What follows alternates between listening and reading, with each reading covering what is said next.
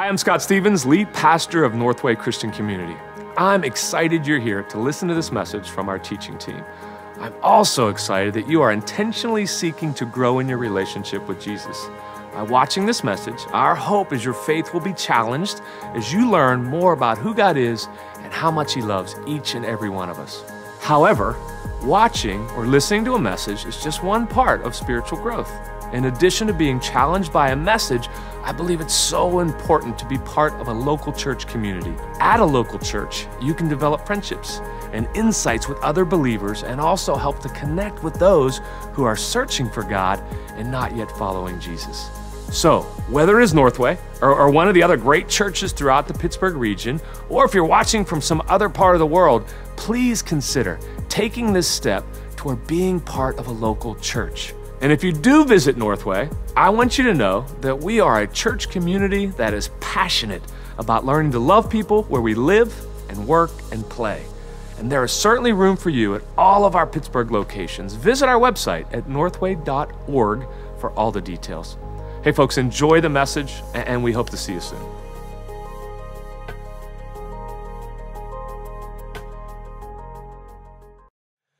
I've known Raquel for a long time. She was actually one of the first people to sign up to be part of our LAMP mentoring program in Homestead. She's had this incredible impact on a young girl down there in that community, but she found herself in a tough spot.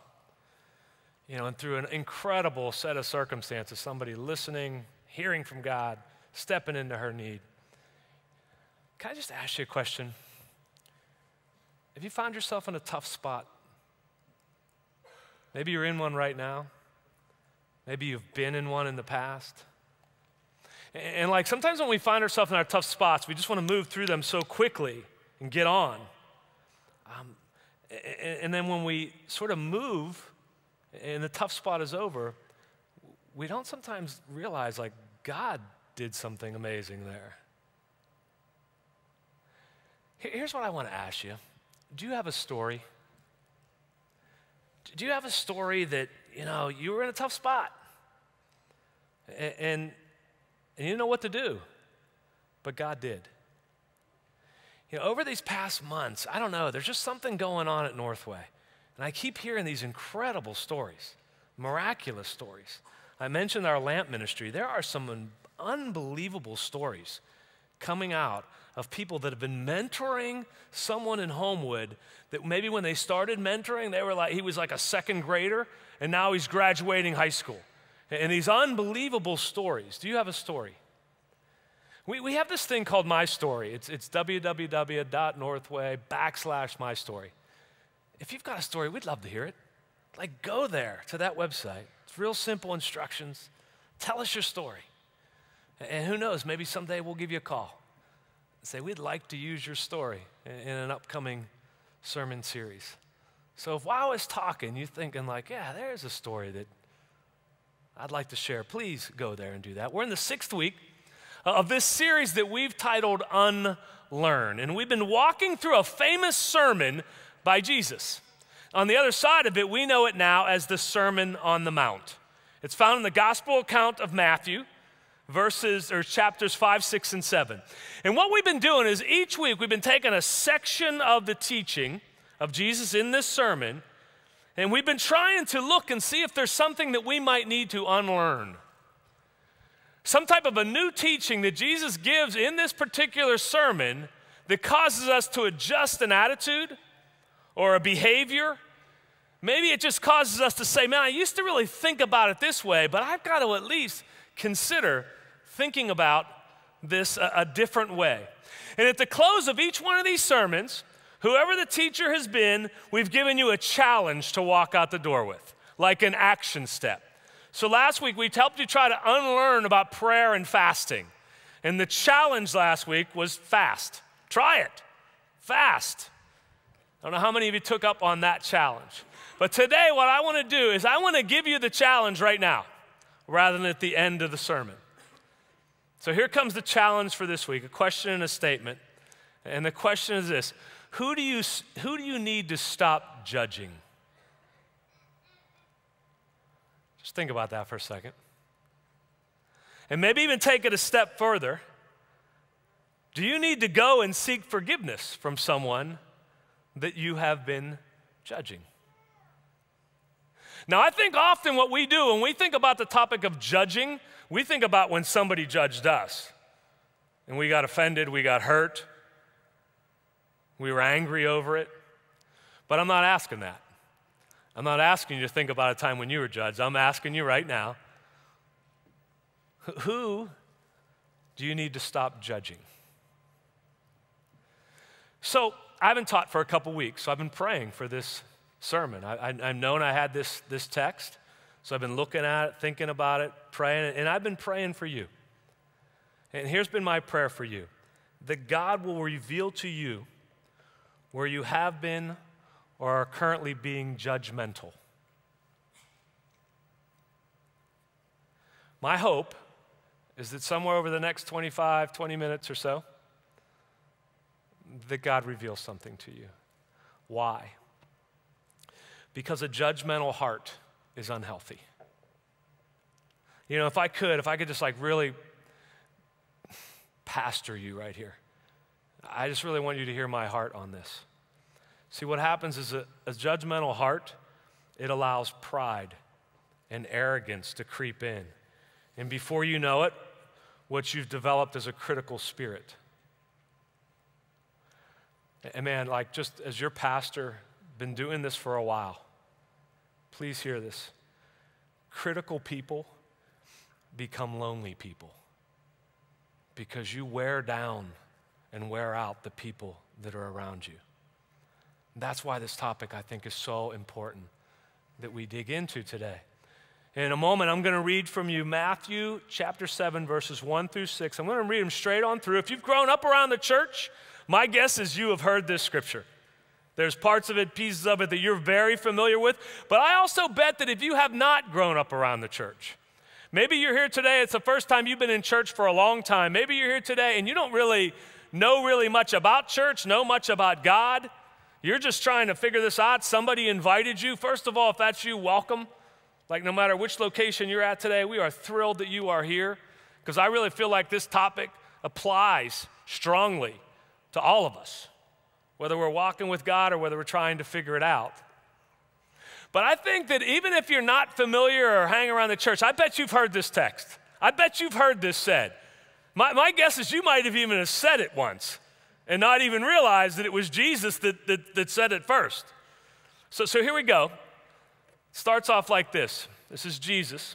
He says, "Judge not, that you be not judged. For with the judgment you pronounce, you will be judged, and with the measure you use, it will be measured to you. Why do you see the speck that is in your brother's eye and do not notice the log that is in your own eye? Or how can you say to your brother, 'Let me take that speck out of your eye,' when there is a log in your own eye? You hypocrite. First, take the log out of your own eye, and then you will see clearly to take the speck out of your brother's eye.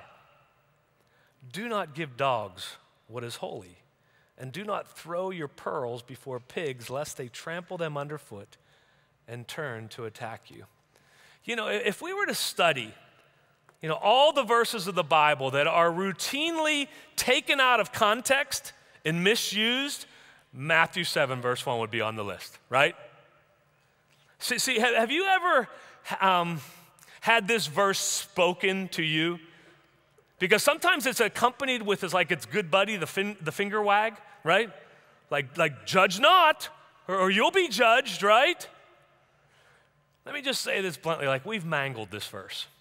We often just totally misuse this. Sometimes it's used or it's inferred that Christians are to remain impartial. We're to remain completely impartial, whatever the topic or whatever the behavior is. Somebody might say, "Judge not." You don't have the right to judge that. So sometimes, the Christians are supposed to, if they have an opinion, keep it to themselves, regardless of the subject matter or what somebody's, conduct is. It's sort of like, shh, you don't have the right to judge that. See, the scripture, it does go on indeed in verse 2 to say, with the judgment you pronounce, you will be judged. And with the measure you use it, It will be measured to you. That's strong language from Jesus. But man, he is not signing into an effect right here, an embargo on judging.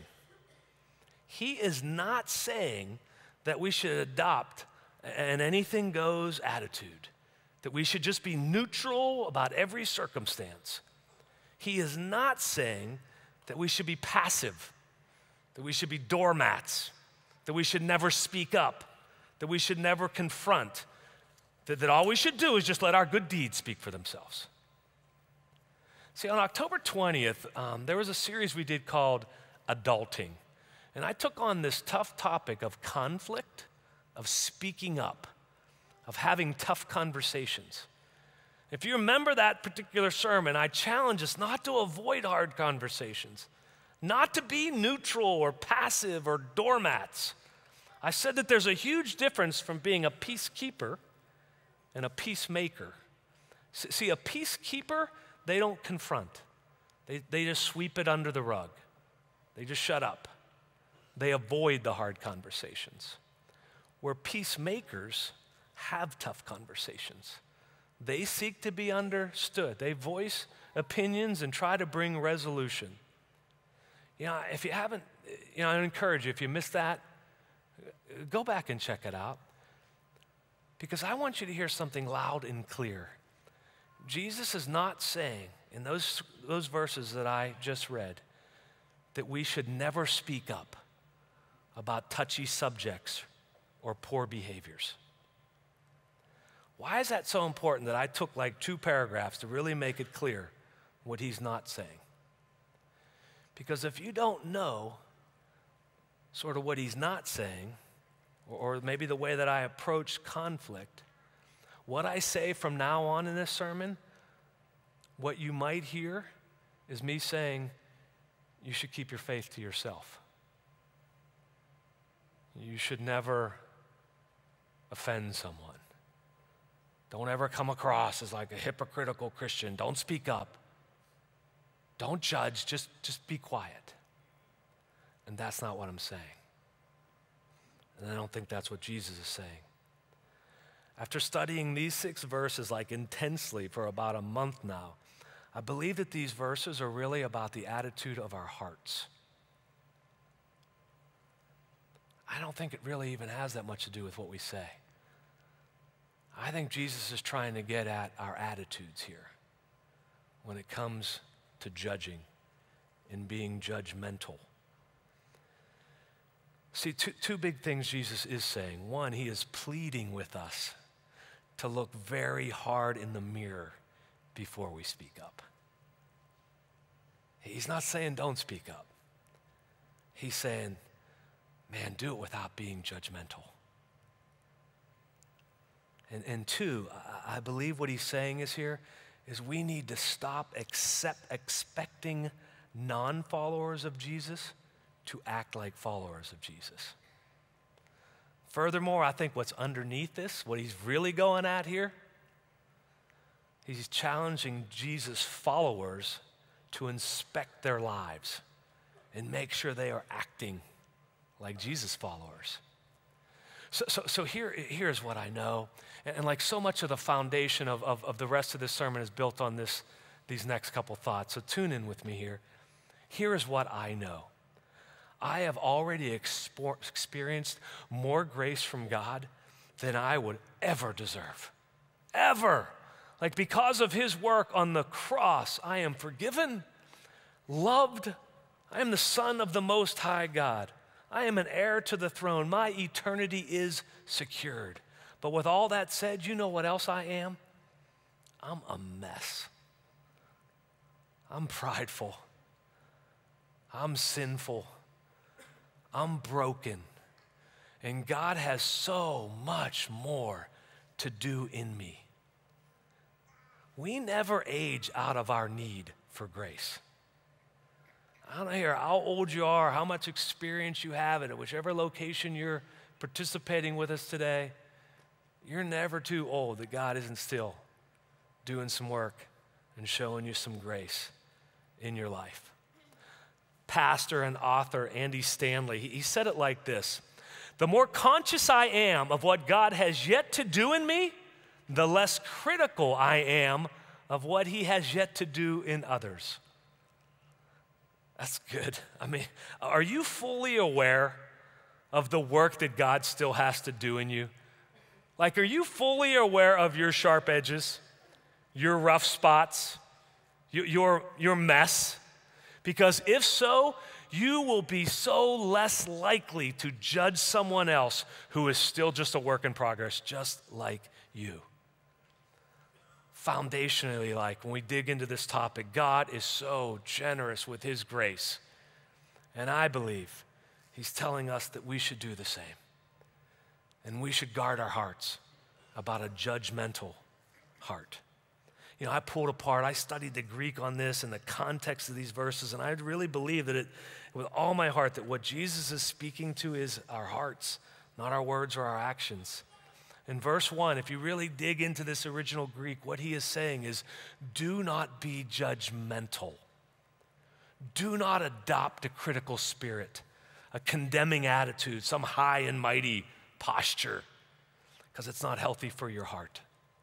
And I am conscious every day of the work that God still must do in me, so therefore I cannot be judgmental of someone that God is still working on. That person that you're judging, God's still working on them. God's still shaping them, forgiving them, loving them. See, Jesus is cautioning us in verses 2 through 5 to be careful, because if we judge others harshly, he will judge us with equal harshness. He is pleading with us to check our own hearts before we judge, before we speak up, before we correct, before we throw the opinion out there. He's saying, take a look at the telephone pole in your eye before you go and pick that little piece of sawdust out of someone else's eye. And then secondly, in this text, I believe these verses are aimed at challenging Christians to stop judging non-Christians. Like, I don't have time to dig too deep into this verse 6, and I'll read it to you again here in a second. And Jesus is clearly addressing those outside of the faith, those that do not believe. And at first glance, when I read that verse, I'm like, Jesus, where's your filter? Like, goodness sakes. He says, do not give dogs what is holy, and do not throw your pearls before pigs, lest they trample them underfoot and turn to attack on you. Please hear me on this. He is not saying to treat people that are outside of faith like dogs and pigs. He is speaking about the way we judge them. Jesus loves those that are far from faith just as much as he loves those whose lives are marked by faith. It is God's role to judge those that are outside of faith. It's his role. See, when we begin to cast our judgment on unbelievers, whether we realize it or not, we're actually assuming God's role. We're trying to be God. And I just got news for you. That never ends up well. Never. See, in my study, what Jesus is speaking to here, he's speaking about dogs and pigs. He's talking about somebody who's had plenty of opportunities to hear the gospel, but has defiantly rejected it, wants nothing to do with it. He's not speaking to someone that's curious, that's trying to figure it out. He's speaking to somebody that has a hardened contempt and anger for God. And he is saying, why be judgmental of them? Like, why go on and on and on with them? When you do that, it allows them to trample the good news underfoot or to turn it around and attack you with it. And we've got to stop expecting non-Christians to act like Christians, and we must stop being judgmental because it's not good for them and it's not good for our hearts. Instead, we should just pray and love them. I don't know, I've been around some Christian crowds that can be some rough crowds at times. I'm just going to call it out, right? I've been around some pretty judgmental Christian crowds at times. And it doesn't look good for us when we do that. Some of the worst, I'll just say it, the worst things that have ever been said to me have been from Christians. We can be a pretty judgmental crowd. Jesus is qualified to judge. You and I, we just aren't. Let me just shift gears for a second. One of the funniest people that I know is a guy named Aaron Kleiber. Aaron's actually a local and national stand-up comic. And Aaron was in my youth group years ago. So I knew him as like an 8th grader. And he went to Geneva College for youth ministry. And he even interned here at Northway sometime back. And I don't know if you'll remember this, but we did a teaching series. This is a while back, many years ago, on like godly character. And we used the movie The Wizard of Oz as sort of our theme through it. So if you were here, like in week 1, we looked at the godly character of wisdom, of having great wisdom. And we looked and used the scarecrow, who like didn't have a brain, to illustrate, wisdom. And then in week 2, we looked at compassion. And we used the Tin Man because he had no heart, right? And then in week 3, we looked at courage.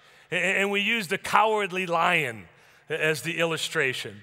And at the beginning of each sermon, what we would do is one of the Wizard of Oz characters for that week would come out. There's like a doorway. He would come out like in full costume, and he would engage with the person that was going to be preaching just for a few moments. They would banter back and forth just to sort it out a little bit. Anybody remember this?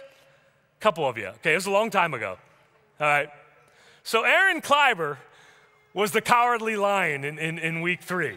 And there's a picture of Aaron, like he's all decked out for it. That's him and his kids before, he stepped out. And, Aaron showed up that morning to be the cowardly lion. And when he arrived, he found out that the lion costume was about 3 sizes too small for him. And Aaron's a big guy. I'll be nice. He's I don't know, husky. What would we say? What's the nice word? He's a husky guy. He's big boned, okay? So he walks out on stage that day like looking like 100 pounds of potatoes in a 50-pound bag. I mean, it didn't fit. And to make it worse, who he needed to engage with was our founding pastor, Jay Passavant, who he didn't really know very well at all, and they had like a couple lines, each of them, that they were going to go back and forth, and Aaron strolls out, and Jay didn't use any of the lines. Jay just started making fun of Aaron, and Aaron's a master at this. He's an improv guy. So he's like, Jay's making fun of him, and he goes right into this cowardly, put him up. And he starts making fun of Jay. Why do you got tennis shoes on? Why are you wearing a sport coat? And he just ripped him. And then Jay tried to come back, and one moment it started getting ugly, and I thought I was gonna have to come up and separate them in one part. It was an epic moment. We've never done another series like that. We don't have any of this. No. That was a one-time try. We won't be coming back to that. Years ago, Aaron, he just decided to forego youth ministry, and he became a stand-up comic. And he now makes fun of his wife and kids on stage, and people give him money to do this. I'm proud of him, though. He wanted to do this, and he just went for it, and he's doing it. Because I personally think being a stand-up comic would be terrifying. It'd be terrifying. Well, I was recently talking to him, and I said, so what are some of the roughest crowds you've ever faced? And man, he told me some rough crowds, okay? But he said something interesting to me. He said that there is one rough crowd is when the comedy club has given away all or most of the tickets. The people didn't buy the tickets. The people that come didn't spend anything, so therefore they're not invested. They could just say something rude and walk out. They can be loud and obnoxious. They don't care. They didn't buy the ticket. So it got me to be thinking. Recently I met someone that I didn't know. Just first conversation. They certainly didn't know I was a pastor or Christian. And I mentioned I was just recently in Florida. And this guy, quote, he's something like this. He says, well, me and my girlfriend that I live with, we're going down there for spring break, and we're leaving my rugrat behind and the 3-year-old that we have together with my mom, and we plan on getting hammered for 5 days. And I was, oh, okay. And so you know what? Should I have said something spiritual, judgmental, Christian to him? Well, I'm a Christian, and I sort of believe that what you think is... Of course not. Why? Because I didn't buy a ticket. I've got nothing invested in him. I have no relational equity with him. To say anything to him, I would have come off like a judgmental, hypocritical Christian. But on the other hand, let's say I know him for quite some time, been investing in him, spending a lot of time with him, doing life together, praying over him. And if I'd have taken a good look at myself in the mirror and dealt with the log in my own eye, then could I have said something? Probably, right?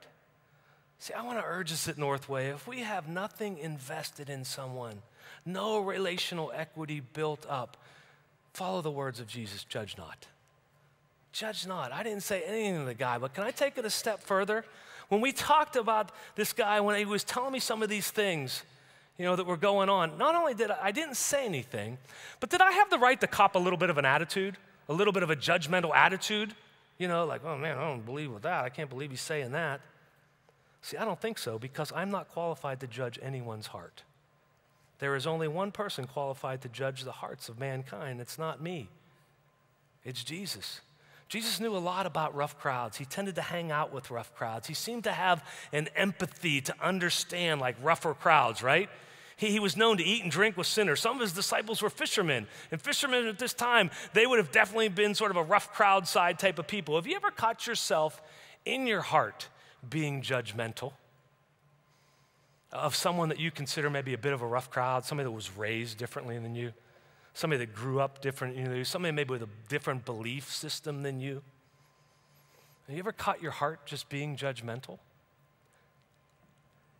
There's an amazing story found in John's eyewitness account in the Bible. And there's this group of religious leaders that thought they were pretty close to perfect as possible, and they thought that they were qualified to judge and to condemn. And one day they caught this woman in the act of adultery, and not only did they want to judge her, they wanted to shame and humiliate her. They bring her to the temple, to Jesus, to have her punished. They were doing what they felt qualified to do. Some of us have been on the receiving end of this, where you were caught doing something wrong, and someone felt that it was their job to judge, condemn, shame, or humiliate you. The religious leaders thought it was their job to judge this woman from the rough crowd on this day. They wanted her stoned to death for her sins. And Jesus steps in between this broken woman and those that thought they were qualified to judge her. And he says, okay, whoever is qualified to judge her, whoever of you guys has no sin, go ahead and throw the first stone at her. If you know the story, they all drop their stones and they leave. And Jesus, the Son of God, is the only one in the crowd qualified to judge and condemn her, but he doesn't. Which should give us a good sense of what Jesus thinks about those in the rough crowd. He doesn't disregard or dismiss their sin. He said to her, neither do I judge you. Go and leave your life of sin. He's basically saying, I'm not going to hold it against you. I'm not going to judge you. And when she went home forgiven by the one person qualified to judge her. In this story, she was brought into the temple. Today, that would be like someone catching somebody doing a sin and dragging them into church. The church is the one place that has been established to be a safe place. I will say this as clearly as I can. It has never been God's design for his church to be a place of judgmental attitudes, a place where guilt and shame are heaped on someone. God's design for the church is to be a place where we meet Jesus, because he's the one that takes away our guilt and our shame and our sin. And this story should remind us, Northway, as a church, we are in no way qualified to judge or condemn others. In reality, you and I are part of the rough crowd. We're part of the broken crowd, and we're not qualified to be judgmental. There is only one person qualified to throw stones, and he did not. And sometimes, I think at times I get people, they'll come up to me and they'll say, sometimes I think you let us off the hook a little too easy. Like, I think sometimes I ought to, like, leave church feeling guilty, like my toes have been stomped on. Please hear this. It's not my job to make people feel guilty or to judge. My job is to tell you to the best of my ability as to what Jesus says about how to do life. And what you do with that's up to you. The religious leaders, they saw her as an adulterer. Jesus saw her as who she was intended to be. That's how Jesus sees us. Jesus sees us as who we are intended to be, not who we are. If you look at yourself and you're constantly looking at your mess and your sin, just know that's not who Jesus sees you as. He sees you as who you are intended to be. Jesus is not looking for perfect people. He's looking for people that are broken, yet willing to go a different way. Jesus is concerned about our hearts. And my hope is that Northway sees itself. I hope we see ourselves as actually part of the rough crowd, the broken crowd. Rather, we would be seen that way and be willing to invest in others, create relational equity, love others well. I hope we see ourselves as a church more sinners than saints, more messy than perfect, more broken than judgmental. We must be a place of people who are determined not to throw stones and judge, but be a place that wants to extend and receive grace and turn and follow Jesus. Here's what I know, folks. Jesus bought the ticket. He invested in our story and in our lives. He bought the ticket and he paid the price with his life. Let me ask you the question again. Who do you need to stop judging? Did someone come to mind? One of your kids? Family member? Someone at school? Someone at work? I would encourage you to stop. But I would also maybe encourage you to take it a step further. Go and seek forgiveness from that person. Could it just be a simple conversation? Hey, you got a minute? I just need to ask for an apology. I want to apologize. I've just been judgmental to you. There's some beliefs that you have that I don't line up with. Sometimes when you say something or you tell me about what you did on the weekend, I just get really judgmental. And that's not right. And I'm sorry. And sometimes I'd really like to just have a conversation with you about some of our differences because maybe I can learn something. Who do you need to stop judging? Let me pray. Father God, if you've placed somebody on our hearts, would you help us act on it? God, we want our hearts not to be unhealthy and to become critical. God, help us be stronger in this area. And Lord, as a church, help us be a church that is known for its love, not as a church that is judgmental. We love you, Lord. In your Son's name, amen.